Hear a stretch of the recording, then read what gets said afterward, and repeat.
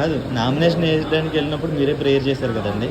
ఆయన ఇప్పుడు చాలా భారీ మెజారిటీతో గెలవబోతున్నారు కదా, అసలు మీరు ఏమనుకుంటారు? మీ ఫీలింగ్ ఎలా ఉంది? అంటే మీరు బ్లెస్సింగ్స్ ఫస్ట్ ఇచ్చారు ఆయన. అంటే ఇలా జరుగుతుందని దేవుడు నాకు బయలుపరిస్తేనే ప్రార్థన చేస్తాను. అంటే యాక్చువల్గా క్రిస్టియన్ అంటే వైఎస్ఆర్సీపీ అని అనుకున్నారు, కానీ అంటే వ్యతిరేకంగా అలా కూడా ప్రచారం చేశారు. కానీ మీరు ప్రేయర్ చేశారు, ఆయన గెలిచారు, చాలాసార్లు ఆ మాట కూడా చెప్పారు. మీరు ఎలా ఎలా హ్యాపీ ఫీల్ అవుతున్నారు? నేను చాలా అంటే చాలా హ్యాపీ. అంటే దేని బట్టి అంటే దేవుడు ఏదైనా చేయగలిగే సంబంధం దేవుడు చేస్తాడు.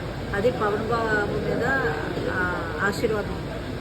అందుకనే మీ ప్రార్థన ఫలించింది అనుకుంటున్నారు కదా మీరు? తప్పకుండా యేసుప్రభు ఆశీస్సులు కూడా ఆయనకు ఉన్నాయని అనుకుంటున్నారు. ఆ రోజే ప్రార్థన చేయకముందే దేవుడు బయలుపరిచాడు ఆయన చేయడం.